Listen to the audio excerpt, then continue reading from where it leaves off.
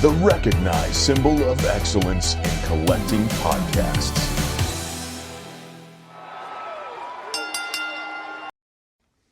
What's up, guys? Welcome to Mighty Champions Action Figure Radio. This is the show where we talk about toys, collectibles, and all that sort of thing. So if that's what you're into, you have come to the right place. My name is John Sargent. And my name is Christian McGann. I'm back. I'm back from the dead. You are back from the dead. We had to miss a week. Very sorry, but I was absolutely on my deathbed. But I'm back. It is Series 2. We're doing our awards, and I am excited. You guys can follow along with the fun at Mighty Champions on Instagram. That's where all the visuals are going to end up. You can also subscribe to the show wherever you're hearing the sound of our voices. While you're there, please leave us a review. That's the only way that the show can grow, and we would really, really appreciate it. The only other piece of business to get to is in a couple of weeks, on January 17th, the Mighty Champions are hitting the road. We're going out to New Braunfels, Texas. We're going to Retro Mania Toy Show, and we want you to come with us. So if you can make it to the San Antonio area and you're free on January 17th and you like buying toys, I like buying toys. You like buying toys? I love it. We love buying toys. I live for it. Come out to New Braunfels with us. Hit Retro Mania. We'd love to look into your eyes and shake your hand and tell you thank you for listening to the show. All right. It is a new year. It is Series 2. How you feeling? Amazing. We really, really appreciate all you guys who have been with us this far. If you're just now discovering the show, welcome. If you've listened to every episode, welcome. If you've listened to one episode, welcome. We love having you guys here. It's been 2 weeks because I was dead, so I am so freaking excited to talk about toys. We're going to get into our awards for 2025. We're going to do our personal awards for the stuff that we actually purchased. We're going to through the news, and then we're going to do the general awards for, the stuff that we talk about and care about for 2025, including the Toy of the Year and the Figure Line of the Year. But yeah, I feel like I haven't seen you in a while. How you been? Really good. Really good. Yeah, I'm ready for the routine. Yeah, get dialed in. Yeah. Nice stretch of road in January where there's not parties and there's not a lot of like birthday kind of stuff. And it's like a good stretch to dial into the routine. Yeah, exactly. Yeah. That's kind of where it's been like. It's like really nice amount of downtime. I think it's like was really valuable. I think it was really necessary. Like I definitely feel like there was a little bit of a mental reset. And then just sort of like, having a good fair share of that. But I think me, just in general, being somewhat of a busy body and like always having something on the calendar and like always like, like really kind of a creature of habit, as I've talked about on this podcast. I think having weeks where it's just like, okay, you get kind of thrown off a little bit. You have like these off the beaten path type weeks. And then it's like, all right, that's good. Like that was great. But now I'm like, all right, let's get back into the zone. Not that I was never out of the zone, but I feel like, it's hard to be in a rhythm whenever you have like these random days off in the middle of the week. Yeah, it's very disjointed. Exactly. So getting back in to more of like a consistent work week because John and I work at a gym. So most likely we'll probably see some craziness over the next I even say today. Like today was pretty popping in the gym. It's you can already tell people are like coming in. Yep. They're coming back in. Yeah, exactly. So from the baseball specific stuff, I'm like could not be more fired up on that. I have already been implementing like off-season work and then using data now. So I have like a blast motion sensor that I got, which is like a chip type thing or sensor that you add to like the knob of your bat. And so now I can track like bat speed and stuff. That's like cool. That. Get scientific about it. Dude, it's been incredible. And so like getting really in the weeds with that and then having like all kinds of other metrics to track is like really, really, I think just like becoming more and more of like what I love. Because it's like I'm not going to leave any like boxes unchecked. So that's where I'm at. Pretty fired up to just hit the ground running. And, but yeah, I mean, again, like you mentioned, you were Chris Traeger from Parks and Rec, Oh my staring God, in the mirror. My body is a finely tuned microchip, Yeah. and one grain of sand took the entire system down. No, I was down and out all through Christmas, like on Christmas, and then I'm able to technically function, but I'm still not there. Yeah. Like I went on a walk yesterday, and it took me down for the entire day. So I'm not there. It's like little by little, day by day kind of recovery process.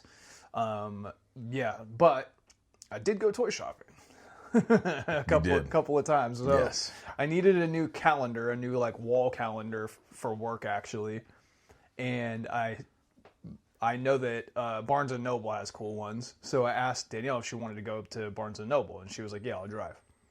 And then she went to the lame Barnes & Noble, which I never told her which one I wanted to go to. She just went to the closest one, which is boring and dumb. So in order to entertain myself, because I had been bedridden for 5 days prior to that, I was like, well, can we go to Collector's Crossroads, because it's right there. Yeah. And she was like, okay. And I got some heat at Collector's Crossroads. I found 2 90s Kenner Predator figures. I got the Clan Leader and the Broken Tusk. I am in love with them. I haven't got them up on the wall yet. They're going to go into the Predator section, and they're going to add some pop, some color, and some like fun. I don't know. I love the NECA ones. Like I really, really love them, but the packaging is a little gray. And when you group them all together, it just kind of gets grayer. Yeah. You know what I mean? So I think adding in these 90s ones will just kind of create some fun around that Predator collection. Big time. Which I'm really happy about. I got my retro card Electro in the mail, which is going to force me to have to take my entire Spider-Man display down and put it back up. Because there's just not a square inch to get him in there, and he deserves to be in there. So I think Tombstone and Hammerhead are going to have to come out in order for it to just be the heavy hitters. Yeah. It's just getting a little clogged up, so I'm going to have to rearrange that. I also got Blood and Guts John Moxley from Ringside Collectibles on Super Deep Black Friday sale showed up. He's already in the display there, looking awesome. And then I got, I don't know if I've talked about this on the podcast or not. Have I talked about Star Wars Vintage Collection? I don't think I have. I don't think so. I am already collecting Star Wars Vintage Collection. Yeah. So part of the downtime that I've had for the holidays and for sickness and stuff, I basically laid out the entirety of what would be a Star Wars Vintage collection for me. And I would stick to just Star Wars, Empire Strikes Back, and Return of the Jedi. Okay. And then in each of those movies, I would only have 12 figures, so 36 total. Okay. And then I already laid out which characters, which versions of those, right? And so what's going to happen is we're working on whether or not we're renewing our lease at this house. And if we do, then I'm going to move my sports section into the hallway. And Star Wars Vintage Collection will be one of the things that takes up that space. Nice. So right now I'm just accumulating them, but they're not up yet. So they're just like getting stored. And I got Yoda from Empire Strikes Back, and these are like the most easily obtainable. Right. Like in fact, and then I got the Emperor from Return of the Jedi, and I got Lando Calrissian from The Empire Strikes Back. This is a peg warmer of the year and every year. So This was like, I forget, very cheap and very easy to get a hold of, but Lando's a big part of the movie, so he's on the list. Yeah, I think that's pretty much my acquisitions since the last time I saw you, I believe, which is a crazy amount of acquisitions considering that I haven't left the house and that it's the holidays. That's how you roll. But that is pretty much how I roll. All right. Are you ready to get into our personal awards? Our experiences of 2025 and the toys that deserve the awards? Down for it. Let's do it. Roaring back. Jurassic Park 3 with react attack sounds. They fight, bite, and roar like never before. A pteranodon drops in for dinner, but decides on takeout instead. Our heroes give chase in the all-terrain Dino Trapper. Free Eric and trap the bird. but T-Rex crashes their party. Will our heroes escape? Will Rex have a hero sandwich? You decide. Look for the mark of Jurassic Park. Jurassic Park 3 vehicle comes with figure. Additional figures and dinos sold separately. All right, so Christian and I have each kind of come up with our own categories and our own awards for the things that we actually picked up this year. So it might be vintage, it might be new, it might be anything in between. It isn't necessarily things released in 2025, but it is things interacted with in 2025. I'm gonna let you run through yours. Okay, so like my whole list? Do it. Okay. So you definitely put way more thought into your entire list than I did. I just kind of picked out the things I thought were like more on my mind and on my radar. The first one that I have is Toy Store of the Year. Okay. So this one was like obviously challenging because every toy store, most of the toy stores that we've gone to have been like really great. But I think that I'm going to go with Big Boys Toys and Collectibles. Where is that? When did you do this? I feel like this is the first time hearing of it. No, I've talked about it, but more than Dallas Vintage Toys. So the only reason I'm doing that is because I had already been to Dallas Vintage Toys. Obviously, okay. I think that one is just going to be a given no matter what. Like that could be Toy Store of the Year every year if I wanted to. No, yeah. I completely agree. But I think for me, because I had not been there yet, and that happened this year. I think I went to Dallas Vintage Toys for the first time last year. Okay. So, and like what surrounded the Big Boys Toys and Collectibles was the fact that it was like we went to McAllen, Texas to play, right?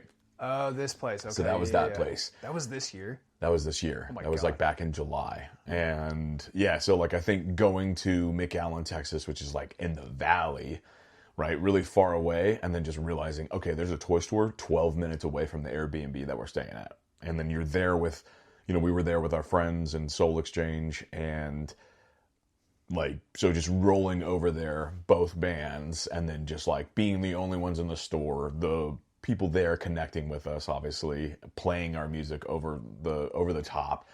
And I think just for me, like, that was just super cool because it was, again, a group of guys that, some are relatively plugged in to like current toys or like previous toys or whatever. But it was a lot of what you would normally always see, right? With people who are not like actively in the space. It's just like, holy crap, I used to have that, right? And so like, it's really fun to see everybody's like excitement because, yeah, like I would challenge somebody to walk into a toy store and not be just challenged, giddy. right? Yeah. Like, yeah. So exactly. are you giving that award more for the store or your experience because of just how it laid out for you? No, I think just like in general, like it's probably going to be more experience based. I definitely think the store was really, really great. It had everything that I collect, everything that I would need, and I think the vibe of it was really cool because it felt vintage. It felt like you were in the 90s in a way. They sold clothes there as well. Like they had like a room devoted towards like vintage clothing, but also just like movies and like VHS and like that type of stuff. So it was like really catered to all of us. Mm-hmm. And but yeah, I mean, their selection was great. Like I bought some awesome stuff there. Refound my most favorite figure ever, which was the Marvel Legends Toy Biz Gambit. I think that alone is worthy of a nomination. Yeah, 100%. I didn't do one for Toy Store. I don't know why I should have. Yeah. But this year, I thought about it. I hit the entire continental United States of toy stores. Yeah. I went. You've been to more than I have, so there. Yeah. But like picture this geometry. Mm-hmm. Geometry? Yeah. I've been to toy stores all over Houston, right? So about as south as you can get. I've been to toy stores in Chicago. Yep. So about as north as you can get. You went to like 3 there or something. I went to toy stores in Boston, so as far east as you can get, and I went to Southern California and Northern California toy stores. And that's not all of them, but like I crisscrossed the entire country. Yeah. And if I was given an award, it's still Dallas Vintage Toys. like you said, it should have it every year. I'm going to give it to them every year until somebody's better than them. Yeah. And I think I'm a pretty good expert witness in the quality of toy stores pretty much across the country. Have not been to all of them, obviously, but I've been to them in pretty much every region, and I've never seen anything that tops Dallas Vintage Toys since they did their expansion. Yeah. Like nothing that even comes close. Yeah. So that's where I'm at with that. What else you got? Yeah. So my next one I did was favorite new collection of the year. Okay. We can both jam on this. Yeah. So this one was kind of tricky because I love all of them, right? Like You wouldn't have started collecting them if you didn't. You love wouldn't them, have started collecting them. But I think the one that has just kind of made me really happy and complete, and to walk in and see them every time is so rewarding. And that's Jurassic Park. Yes. Yeah. I mean, we had a pretty comical episode of me talking about just laying down the sword and buying modern Jurassic Park toys. And like, I still feel happy. Like, my biggest worry was that, am I going to, like, regret this? Like, am I going to, like, am I doing this because it's FOMO or because I'm itchy? But it was like, nah, man, like, it just, like, this just looks like a T-Rex, and I love it. And, like, I just want to have that. And I think, like, the Super Colossal, right? Like, I have 3 of those. Spinosaurus, I don't really care about the Jurassic World Indominus Rex or whatever they call it. I don't really care about that. Like, I didn't care for the movie, really. But I found it at Goodwill for $15, and it's massive. And so to me, it's more of just like a treasure found in the wild that just happens to be a 40-inch dinosaur. Yeah. So I can justify it from that perspective. But I think just like really dipping back into that, and like, obviously we have the quote of a lifetime of just like, I just like dinosaurs. Just like dinosaurs. And it feels like I've completed a version of myself of just saying like, okay, like now it's never going to be in the back of my mind that I'm like, not having dinosaurs in my toy room. Yeah. So having that has been amazing. I mean, even recently, like I told you, one of my buddies came back from, he works out on a ranch in Wyoming. Again, like, literally the nearest town, population 70 people. And so he came back and visited. He also played on the baseball team with me. So, we got in like some baseball and stuff like that. And there was one point where we did like this perfect day where we go out to Bastrop, Texas, which is where we're all from. We go and hit like on-field BP on the field out there, which is like, you want to talk about a perfect day? That's my perfect day. And then we go to like a nostalgic, Mexican restaurant that, has been like a staple in Bastrop. And then afterwards, we were in the parking lot for 2.5 hours, just talked about toys. Amazing day. And, I knew he had an amazing collection. Obviously, we connected like a younger age. But for him, like actually going into the detail about like his toys, he was like, he was spoiled, but like it was not necessarily, he wasn't like a spoiled kid. His parents just bought him toys. Yeah, no, that makes sense. Like I know a lot of people like that. Like just because you got everything you asked for doesn't make you a brat. Yeah, exactly. Yeah. And he had everything, like every single thing, and had some amazing like figure flashback stuff that he was telling me just about Jurassic Park. Obviously, he had like, Jurassic Park Lost World was like that era, right? Yeah. 97, 98, and then into like Jurassic Park 3, right? Which was like 2000, 2001. And so a lot of like, obviously we're this like pretty same age. So it's like all of the stuff that he was buying is exactly what I would be buying too. And it was funny just like hearing him because he had that like extreme detailed memories of everything. And like, again, I've talked about it on this podcast, like, KB Toys was my store, but if I counted on one hand how many times I've been to KB Toys, it's probably like 4 times ever, right? I've been to Toys R Us one time in the heyday. And the only thing I remember is seeing Omega Red because I was blacked out. But the funny thing is, couldn't process this. Yeah, and the funny thing that was crazy about it is that he was telling me, I'm kind of going off on a tangent, but these are really worthwhile. We'll call it a figure flashback. But he was saying that, and it was crazy that he was so cognitive at that time. And he was saying, he was like, here's the thing. He was like, Toys R Us, definitely, it was a spectacle. Like, you going in there, it's like, it's very visual. It did everything right, and it was so much like about the video games, stuff like that. He's like, but KB Toys is where you got the real stuff. And I was like, I had a freaking tape recorder, and I was like, do you mind if can I quote you on that? And he's like, KB Toys was where you, like, if you wanted the good stuff, if you wanted the good figures, you're going KB Toys. And I was like, I'm quoting you on this. And so, like, we kind of talked about that. He was I feel like this is something that could create a civil war. It might, but he was talking about, because we ended up talking about, like, the inevitable transition of the collector, which is video games becomes the end of action figures, right? And this is a scientific, the prophecies foretold it. A scientific study that John and I are putting together, because we're understanding that the death of, like, the people in our age range, the death of when they stopped buying toys was when, like, the rise of video games. Because I think even you said it, because, like, you know, if you are playing a Predator game, but you have Predator action figures, it's like, well, now you have it in front of you, and your imagination doesn't have to work as hard. Yeah, I told you the PlayStation, the original PlayStation, that was where technology got to a point where it forced me to put toys down. Exactly. Like, it was just too good. It was exactly. just too fun. And his thing was, he was saying, like, Toys R Us was very revolved around games, and that, like, and he also mentioned, he was like, the biggest thing that I found wrong was that Toys R Us wasn't a Godzilla plug, but KB was. And I was like, can I quote you on that?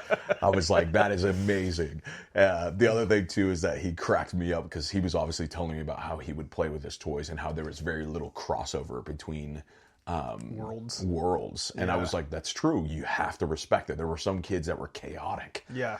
And, you know, he was like... you had some kids that had T-Rex was the world heavyweight champion in their wrestling fig fed. I can't mess with that. So funny you mentioned that, but he did tell a story about how, for show and tell, he brought all of his Jurassic Park dinosaurs for show and tell, while another kid brought WWE. Okay. And that they knew that they were going to do it, because that was what they always brought, the same exact dinosaurs, the same exact figures for show and tell. And then they would meet in the sandbox to play with each other. And he said that was the one time where we played that wrestlers would fight dinosaurs. And I'm like, I don't hate it. Yeah, I really don't hate it. I'm not mad at it. For some reason, it makes sense. I'm not mad at it. And he did drop another one that I thought was amazing, because he said that, he's like, we would go to my grandma's house, and we didn't have any of the toys there. And so, like, if I was in the tub, I'd be playing with, like, a wash rag. And he was like, that was really it. That's all we played with, was a wash rag and cups. And I didn't ask any further detail, other than just started dying laughing, because I'm like, that is so funny. You do what you got to do. You just got to do what you got to do. So anyway, long story short, I asked him about, like, his collection. Does he still have it? He said, oh, yes, of course. He has, like nephews that have, like, you know, like, inherited, like, a lot of his toy collection. But he did end up surprising me, like, the last day that I saw him, before he left back, he ended up surprising me with a, you know, like, it's the T-Rex from Lost World. So amazing. That's another reason, I think, was just like, man, like, this is a crazy world we live in, and how it's just like, this thing is so, and he, like, you know, it's funny, because I'm just like, you have no idea how much this, like, means to me, like, how much this thing is, like, so important to me, you know, when it's like this, like, thing of your past that you can leave behind, and that, like, you know, getting rid of it is not so much of a big deal to an extent, but for me, like, it's like, holy crap, like, this is such a grail. So, long story short, Jurassic Park. So, okay. Yeah, man. I also have new collection as a category on my list. The one thing, it's the first thing on my list, and the reason that it's the first thing on my list is because none of these new collections probably would have started if we didn't start the podcast. Yeah. We start the podcast. The podcast needs segments. One of the segments that we came up with was on deck collections, yes. which was meant to be stuff that, in theory, that we would want to potentially collect if it should come up. Right. Well, I should have known this about myself, but I didn't. That the moment that I spoke it into existence, I was going to hunt it down. I was just going to do it. So this podcast has been outrageously expensive for me, but it has created some stuff that I really love. So honorable mentions, 10-inch Justice League. Yes. I absolutely adore these. I started them because of the podcast, but I also finished them. Yeah. So it didn't win my favorite new collection because it was very easy. Yeah. Like very, very easy eBay. It doesn't have the hunt really attached to it, Right. but I do just love looking at them. Yeah. The other one is Starting Lineup, something I never thought in a million years I would start collecting. But they just make me happy. And again, they're just very, very easily obtained. Yeah. But the one that is my favorite is the NECA Predator. I didn't even know they existed when we started this show. Right. And because I just was looking for something to talk about, I discovered that they existed. And for those of you that haven't been listening, I'm talking about the ones before the Ultimates. So not the ones you see on the rolly thing at Target from floor to ceiling, but the generation before that, before the book box. And I just I love them so much. So yeah, my favorite new collection is the Predator collection for sure. Awesome. Just has rekindled my love of the Predator and the whole lore, and it just so happens to coincide with new movies coming out and the public interest is kind of there also. So yeah. Having a blast with that. Awesome. So I would say this is my last of the ones the column that I've come up with for myself. But my favorite pickup, and I'll say pickup and then with an S attached to it, of the year was the Spider-Man Amazing Fantasy figure that we found on Facebook Marketplace while we were visiting my family in Bastrop, and the lady just happened to live off of the road that I just happened to be taking, and my girlfriend just wheeling and dealing really quickly and was like, oh, it's on the same street that we're going. And I'm like, how is this even possible? And then we just go again into this nexus of the universe. Toy Destiny before it was even talked about. Yeah, I mean, it was the definition of destiny. And I think just there was a point when I was walking up to her and handing her a crisp $20 bill for her figure. I mean, the box was extremely yellow, but I could care less about that. And then when I was doing it, I was like, this is crazy, because it's we talked about this before we started recording, but about the Predator, it's these boxes obviously look amazing, but it's just it traveled this far just to get here, you know? And it's for her, this old random lady who was selling one of her brother's action figures that, she was probably in her 60s, and she had no idea, but I was just coming to pick up the Spider-Man, And so that, I think, to me was a definite destiny moment. And then on top of that was the Daredevil from the Spider-Man classics, which was one of the first Marvel Legends. I used to see that in the ads, and it would just That's an all-timer. Yeah. That is an all-timer. Exactly. That whole first wave of Spider-Man classics. It's just so beautiful. Yeah. But that Daredevil just really spoke to me at a young age, and I had never saw it in the wild ever back then, but always would see it on the on the ads, right? In the back of the comic books that come with the figures. And so getting that one, I think, was kind of closing a chapter. It was it took me, I don't even know, 23 years to get it. I'm just picturing you talking to your childhood self and just being end of watch. End of watch. You're off you can duty. Rest now. You can rest. Yeah, exactly. Get a juice box. Yep. That's it? That's all you got? I mean, I have I went based off of what you had with, the video games, the TMT. Do you want me to keep going with those? Oh, well, those are the generals. Those are the main ones, but yeah, those are. So we can get into my personal one. So Okay. I went through everything that I collect. Okay. Everything that I collect. So vintage pickup, just vintage pickup of the year. Honorable mention: Hasbro Ricky the Dragon Steamboat that I got at Dallas Vintage Toys. Jungle Disguise Dutch that I got at Dallas Vintage Toys. The Spider Van that I got from Batcave Comics and Toys in Santa Rosa, California. But my favorite vintage pickup of the year is my Hasbro ring. I really haven't done anything with it because I'm still waiting on the stickers to see what I want to do with that. Yeah. But that's me talking to my 10-year-old self, and it's end of watch. You can relax. Wow. You have it. It's here. You got it. it's not going anywhere. Like the Hasbro ring is just the most important object from my childhood. Wow. It just really, really is. So having a really clean one of those that I eventually will get up, I said a lot of stuff is in flux because I don't know if I'm staying in this room or not. But favorite vintage pickup of the year is that was an easy choice. There were a lot of them, and that still just stands above, even though I got it online. Favorite WWE wrestling figure of the year current wrestling figure is the Ultimate Edition CM Punk, the ringside exclusive. Although my copy of it has some pretty rough paint app issues, I didn't get that many modern WWE figures this year. Yeah. And I don't anticipate that I'm going to get a heck of a lot next year. Just that list is really, really close to done. Wow. Like really, really close to done. Jazwares, easy choice, Supreme Edition Will Ospreay. Just, my God, what a figure. Like, what a figure. It is depressing that I feel like Jazwares and AEW are done. There just really hasn't been news. When I was going through and researching for our awards and going back through every toy company's social media, and like went back to January and then went from January forward, when I got to Jazwares, multiple times going, oh, this was announced or talked about and hasn't been talked about since. No updates on Kyle Fletcher, no updates on like all these other figures that they talked about. And I was like, oh, that's not good. Like that's a really bad sign. They just they've been radio silent. Wow. Every time I put together the news, they don't come up.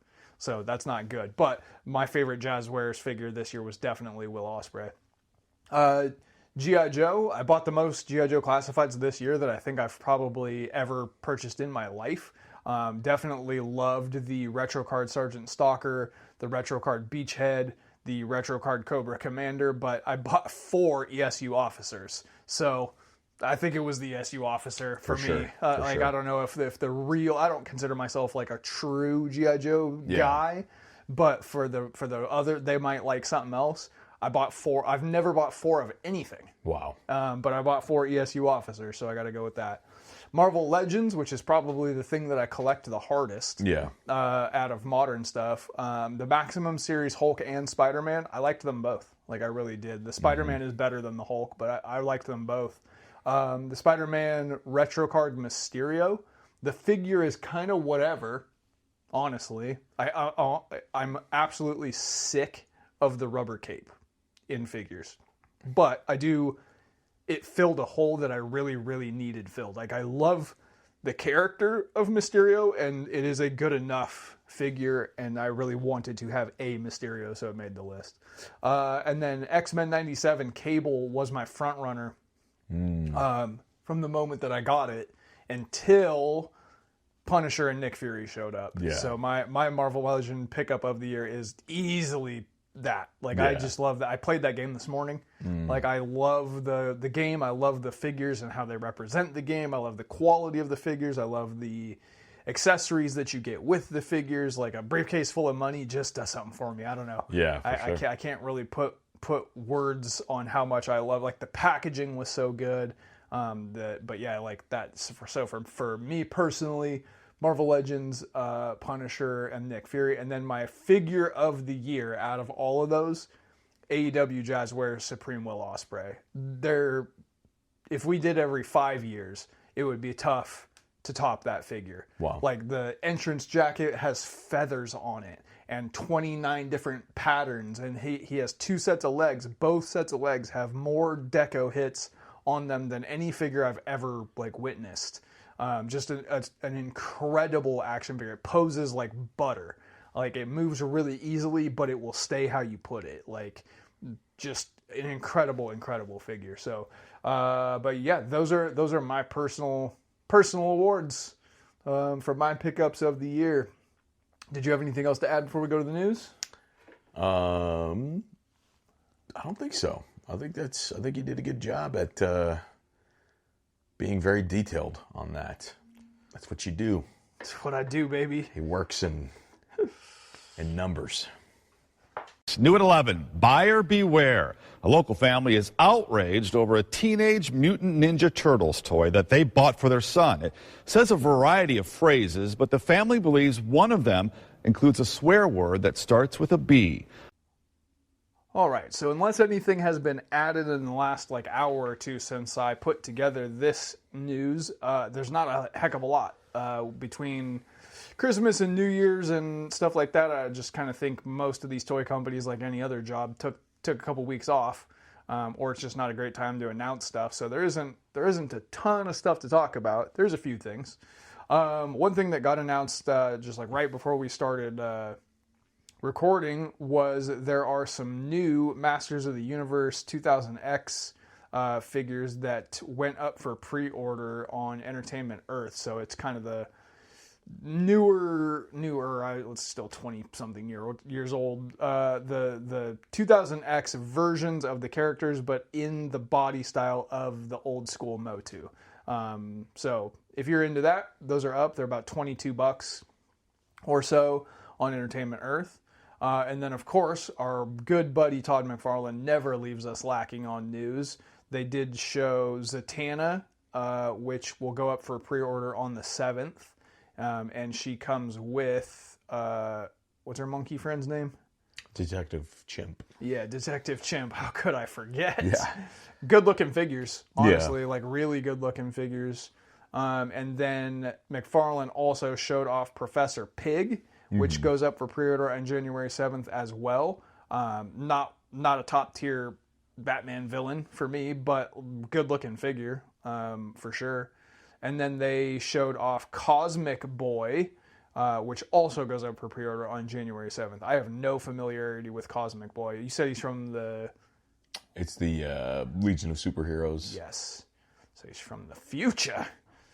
And then one kind of huge piece of news is that Playmates announced their relationship with Nickelodeon, and therefore the Teenage Mutant Ninja Turtles is coming to an end. So basically, about this time next year, December 31st, 2026, so we got about a year left of Playmates Ninja Turtles.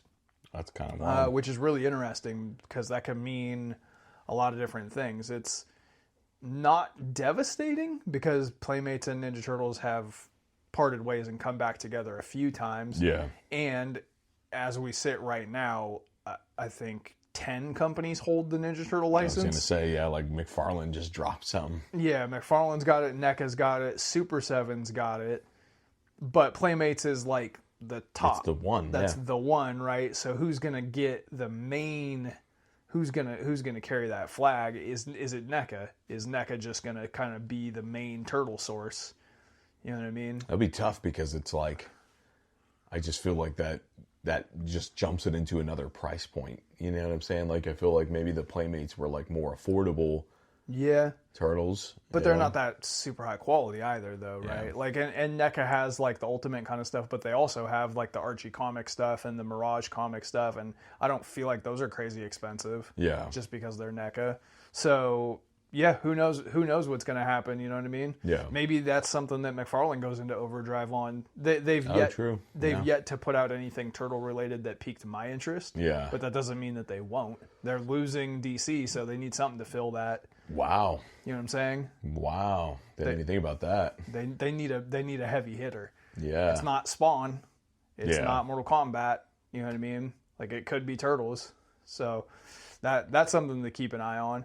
And then the last little thing that I noticed was the Mezco 112 Gambit that got showed off a couple of days ago, which I believe is up for pre-order. I think you can get your hands on that, and it looks fantastic. Yeah, it does. As all Mezco 112 stuff does. Yeah. It's the 90s trench coat and the card and the hair. It looks great. It really, really does look amazing. It's just out of my realm of things that I'm willing to pay for. Right.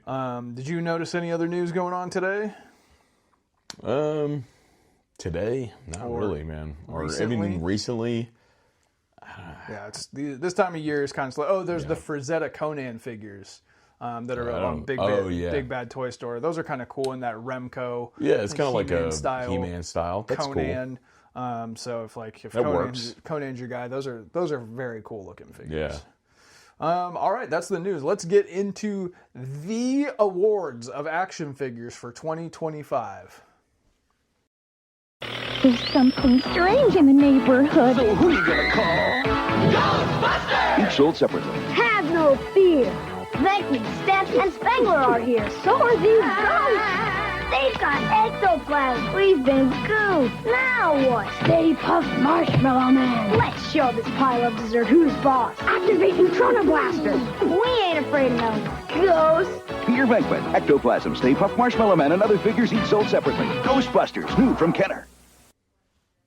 All right, so before we were just going through our personal, what we picked up, what we like, what we care about. Now we're going to get into the legitimate, prestigious, first ever Mighty Champions action figure awards, category by category, and then we will ultimately go through line of the year and overall figure of the year. So just to give you guys a little bit of a preface here, this isn't everything. Like I did not include Mezco. I didn't include the like real high end $200 stuff. I really didn't include even what's the Marvel Legend eyeball green thing, like the Gigantos or whatever. Yeah, even like the big deluxe, like super deluxe stuff. This is mostly just talking about normal price point action figure, standard and the stuff that we talk about. So if you're noticing a lack of Motu or you're noticing a lack of Transformers, it's just not something that's on our radar. So we didn't want to talk out of turn on that. So, and I'm sure whatever YouTube channels and podcasts and whatever you follow are talking about that stuff ad nauseum. Yeah. So we're going to go through the stuff that we've got an eye towards. So first up is wrestling. And the nominees are Mattel's Ultimate Edition Great Muta, Mattel's Ultimate Edition 27 CM Punk, the one in the Bret Hart inspired gear, the Ultimate Edition Stone Cold Steve Austin, the one in the jorts and cutoff shirt from when he got arrested, and the wrestling figure of the year goes to Jazwares Will Ospreay Supreme.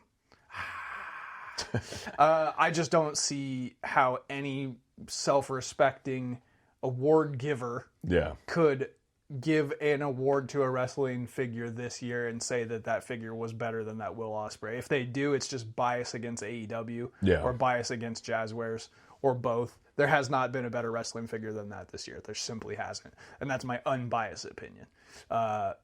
Just an astonishing figure. Okay, next category. This is a big one. Okay. I need your help with this one. Superheroes. Okay. This is big. This is big.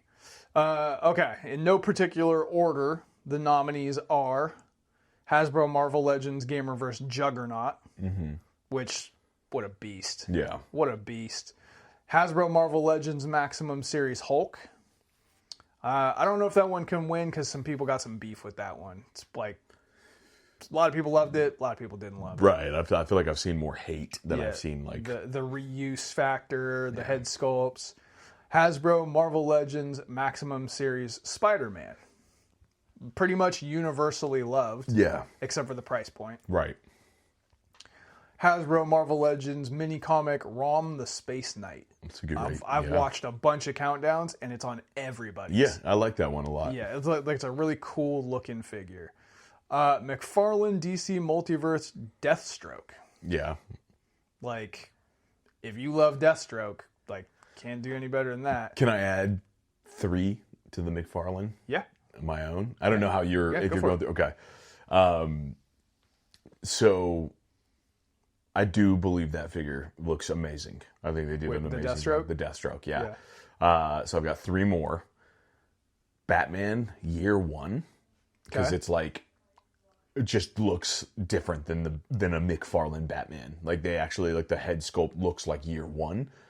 And I was like, oh man, that is like a really just perfect Batman figure for me. Because I feel like McFarlane, obviously we've said it ad nauseum, where they're just like, hey, it's the same figure, but his ears are longer, or his ears are shorter, or it's a different color. But this one was just like, it's a kind of a standalone. We're going to do, when McFarlane loses that license, at the end of this year. Yeah. There's going to be retrospectives from us, from all the other podcasts and all the other YouTube channels about McFarlane and Batman. Yeah. Just Batman and McFarlane and that relationship, and the good, the bad, and the ugly of it all will be talked about ad nauseum for decades to come. For sure. I think that one just looks amazing. The other one is kind of random, but the Our Man, which is like part of the JSA, I think it's the gold label or whatever McFarlane calls it. I think as far as like doing a figure that is not just, I don't know, he's probably ripped off of somebody's body. I don't know whose it is, but I went based off of like, what would I buy? Like if I were looking or still buying McFarlane Toys, and Our Man just had like a really cool look. Like I couldn't really find anything wrong with it in the same way that I can usually do with McFarlane Toys. So I think he looks really good. The other one that I think like they absolutely knocked out of the park was the Dr. Fate, part of the same JSA line. Like bright yellow, bright blue, like looked exactly like a classic Dr. Fate, which is like, again, finally McFarlane is like paying homage to like the true design of how these characters should look. So those three for me, I think, are nominees. Okay. I've also got Multiverse Batman 89. Okay. That's on a here. good one. Yeah. And DC Direct Silver Age Superman. They finally got a Superman right this year. And you guys might notice, what's not on this list is Gamerverse Wolverine and Silver Samurai, or Gamerverse Captain America and Venom, or Gamerverse Psylocke and Thanos. And here's my reasoning. As amazing as those figures are and how popular they've been this year, I would say that the consensus is that everybody wanted one figure in the box and didn't give a crap about the other figure in the box. So as a release, I can't put it on the list for figure of the year. You know what I'm saying? The Wolverine is high up on everybody's list, but it came with another figure, and nobody cares about that figure. Nobody's putting Silver Samurai on their list. So for me, for what we're talking about, I'm doing it the way that it's sold. Yeah. You know what I'm saying? Like, so unfortunately for Captain America and Psylocke and Wolverine, they happened to be in a box with characters that were re-releases or that people weren't really vibing with. So if you're wondering why they're not on the list, that's why. And my winner for the superhero release of the year is the Marvel Legends Gamerverse Punisher and Nick Fury. Yeah. Like, I think that it filled a need the most. I think people were clamoring for it. Yeah. It had the highest level of excitement, Yeah. and the execution matched the excitement. Right. Like, and that's, again, unbiased. As much as I personally love it, I feel like the consuming public loved it as much as I did. And as somebody who doesn't collect modern Marvel Legends, like, that one was like, holy crap. Like, I actually was like looking at that one and being like, dang, man. Like, it's like a, you know, I like Dodge Viper, but it was like, man, I can get behind the Porsche. You know, it was like that. And between the box and the background that it comes with, and the guns and the explosions and the grenades and the baseball bat and the way that Nick Fury looks, and nobody even knew they wanted that Nick Fury until they had it. And then they were like, oh, now I gotta have it. Yeah. And the Punisher and the customization options and I think that was like the release of the year across superheroes. Agree? Agree. Okay, that's it. That's the winner. All right, let's move on to Teenage Mutant Ninja Turtles. So this is something that both of us love, and I somewhat collect. I have a Ninja Turtle collection, but I would not say that either one of us are experts in the field of the Ninja Turtles. And in fact, it's a little bit of a point of frustration for me that it's across so many brands. Yeah. But I did some really good research, and I looked at what has come out this year from all of these brands. And again, the criteria is public demand versus execution of filling that gap, right? So the nominees are the Super 7 Ultimate Wave 12, the 2002 Turtles. Okay. I don't feel like people were real pleased with the execution on those. I think that the figures themselves, like the existence was very exciting, and then the figures themselves felt like a slight letdown to people. I've also got on here the NECA 35th Anniversary Movie Ultimates. I don't know that they've actually even hit stores yet, so I'm a little hesitant to have this on here. And I do feel like they're kind of re-released with a lot of extra accessories in different boxes.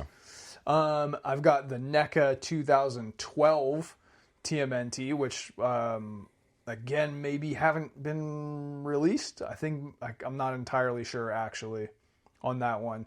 I've got the Playmates Remastered 6-pack.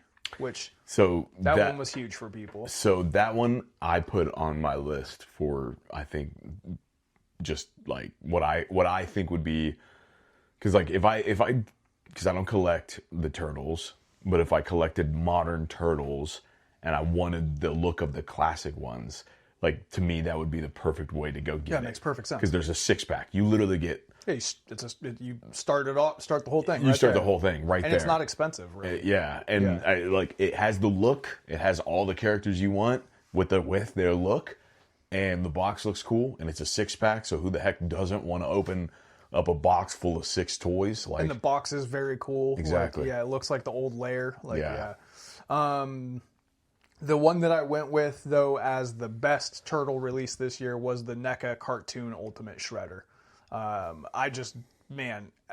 don't even collect those because I was late to the game. It's one of my biggest regrets in collecting. I wish I had been an early ground floor guy on those cartoon figures because I would have them all if I didn't miss them. Every time I go to Target, if I see that figure, I open it up and stare at it. It looks like you're staring into the TV, and a cartoon version of Shredder is like just, it's amazing. Yeah. Like it's so good.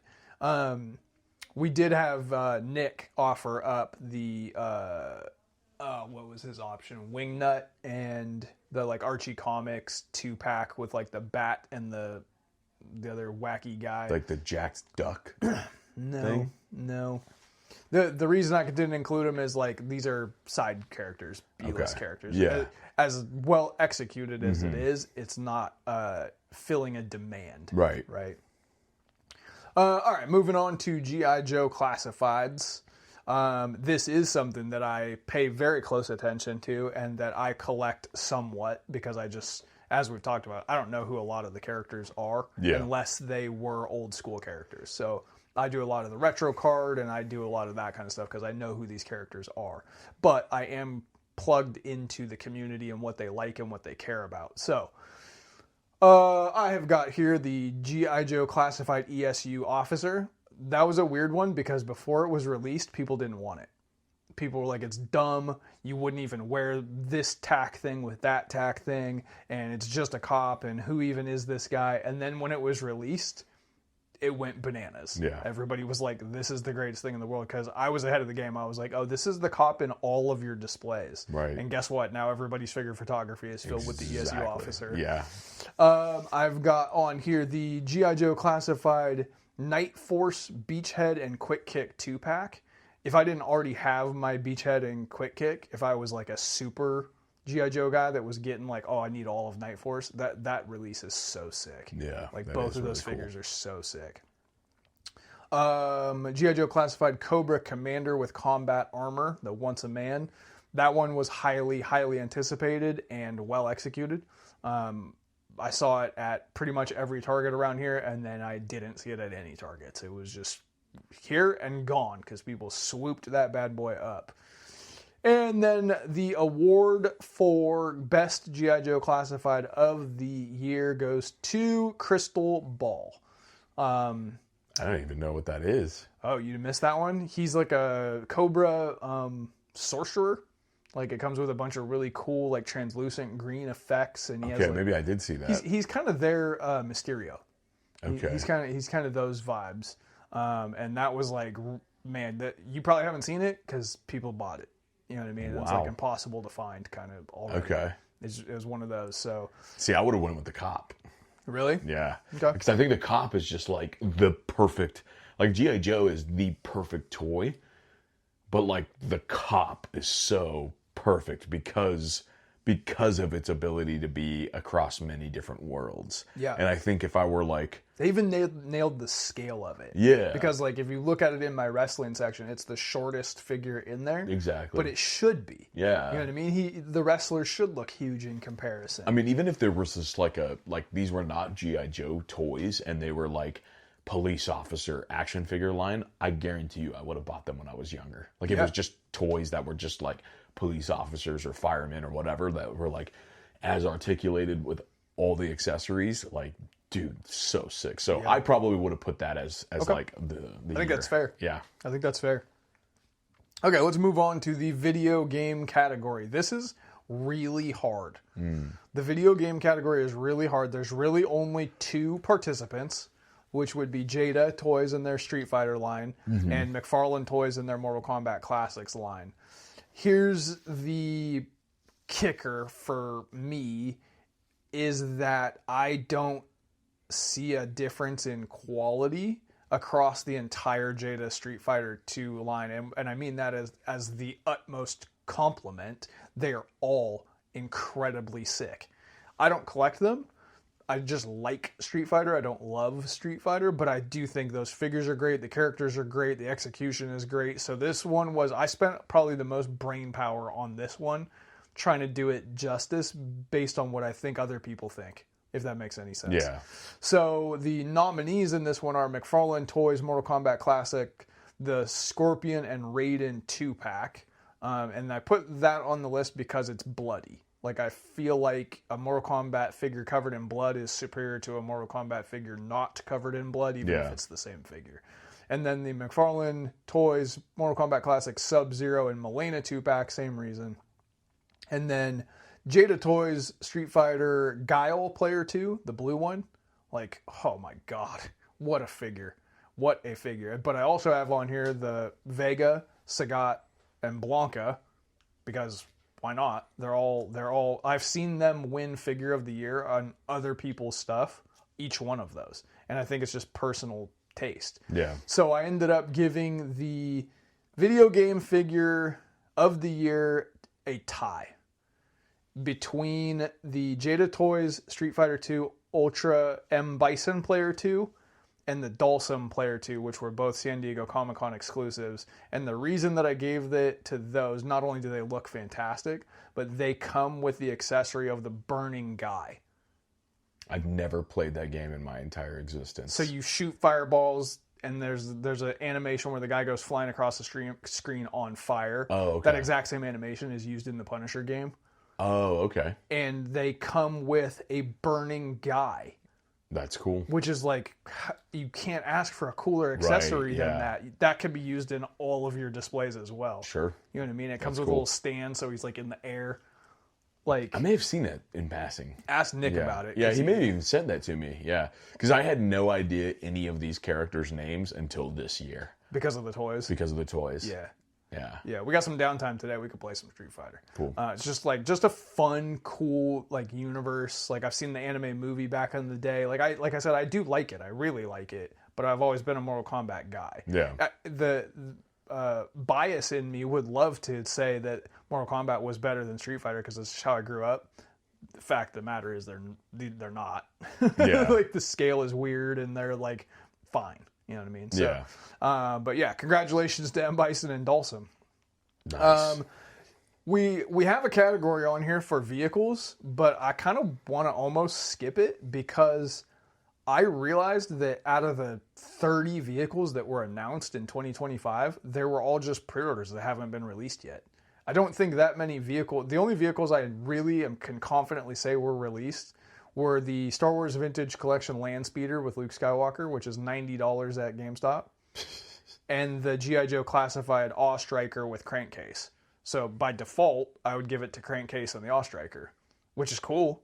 Yeah. Like, all the G.I. Joe vehicles are really cool, but I can't definitively say which vehicles came out this year. I feel like some of the stuff that hit Ross was probably released last year. I was gonna say, yeah, like the Batman animated series Batplane. Like, was that a 25 release? I don't actually know. I have no clue. So we'll go with Awe Striker and Crankcase on the vehicles. Okay, here's an award that I've been really looking forward to discussing with you. Oof. The 2025 Peg Warmer of the Year, baby.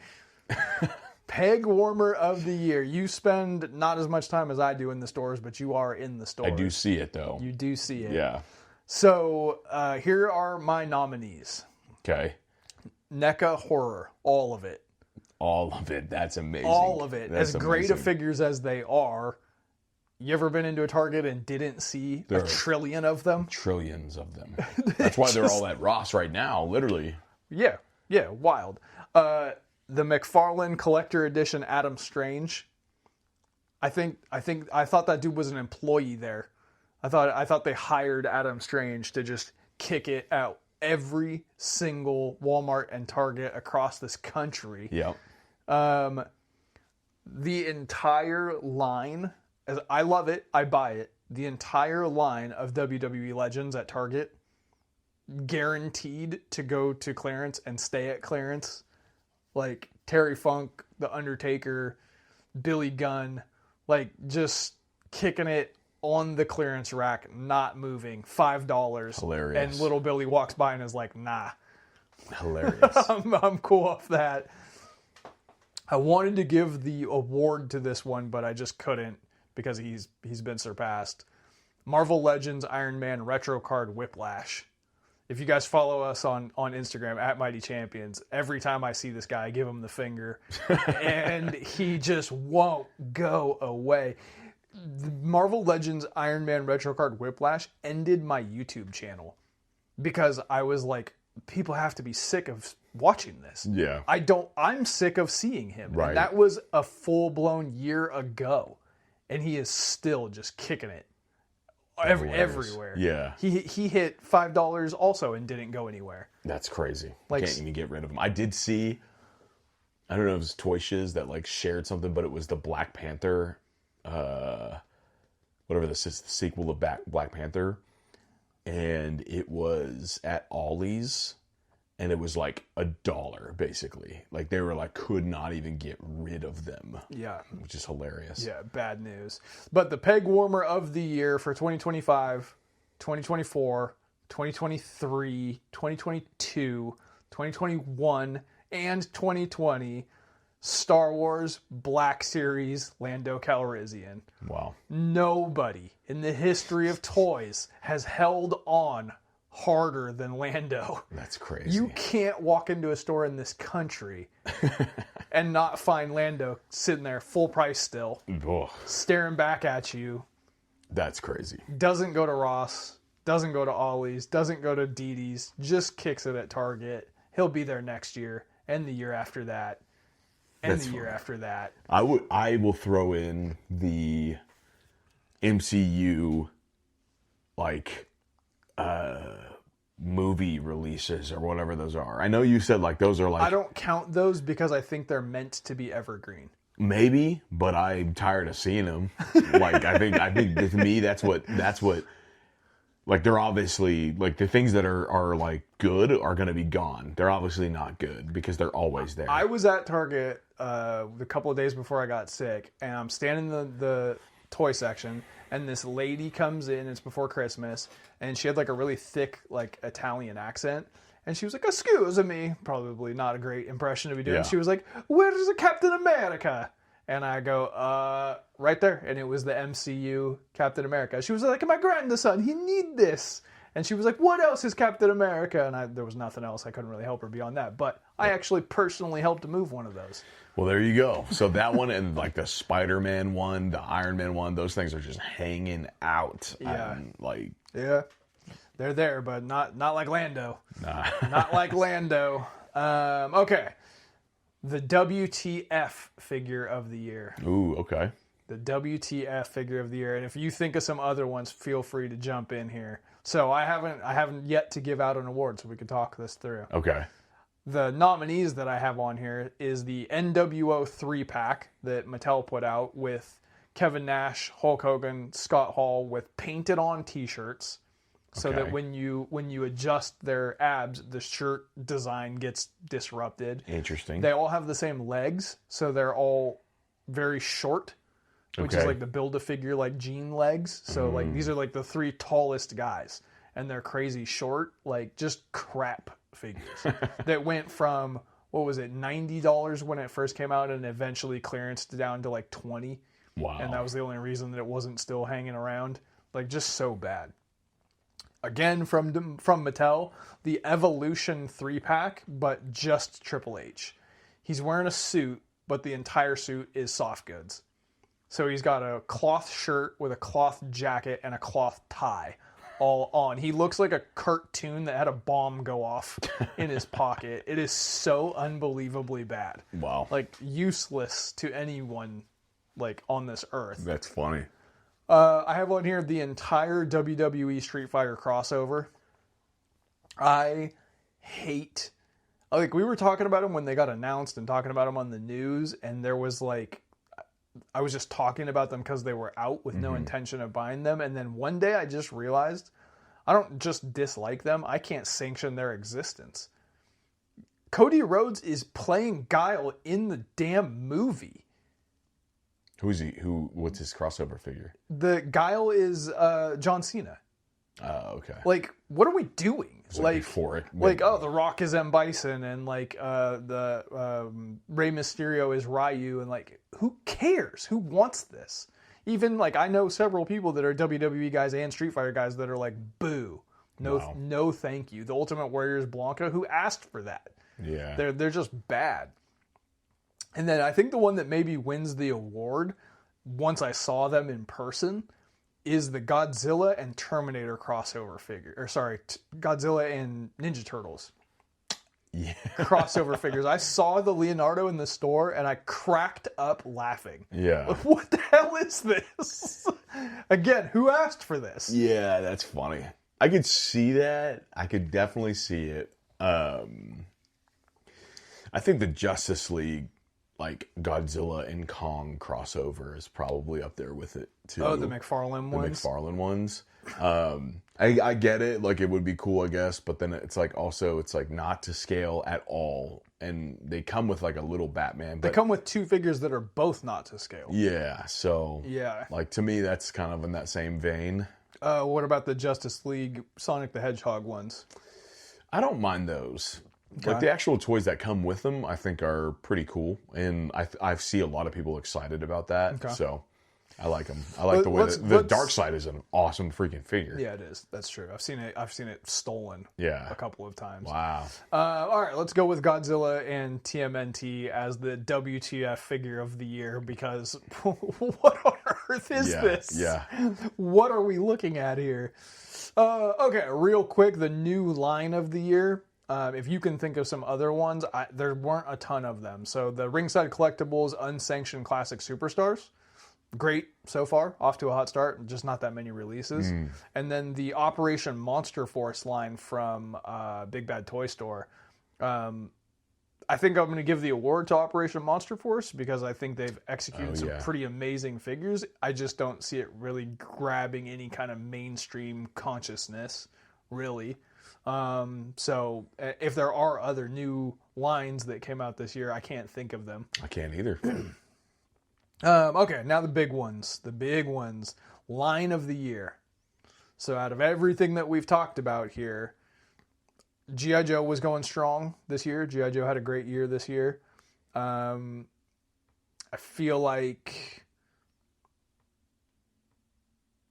McFarlane had their best year, probably. Probably best year. Like, McFarlane probably had their best year. We even had like a 180 on them over the course of doing the podcast. Yeah, they cleaned it up for sure. But I think, argue with me if you disagree, but I think the line of the year is Hasbro Marvel Legends Gamerverse. I agree with that. I feel like Gamerverse dominated the entire toy space for 2025. Yeah. And really just made a lot of people happy more than anybody else. Yeah. As even though I said, the Wolverine specifically does not count, but people bought the Wolverine and Silver Samurai and they didn't. didn't hate the Silver Samurai. Right. People bought all of those releases. The Gamerverse line sucked prior to this wave. Like, it was bad. Yeah, it was like Midnight Suns. It was, like, Midnight random. Suns and like the Spider-Man Sony games and stuff like that no one wanted or cared about. Yeah. Once they switched it over to Marvel vs. Capcom and like those video games, it blew up the world. Yeah. Like, so I would say the line of the year, I think, is definitively Gamerverse.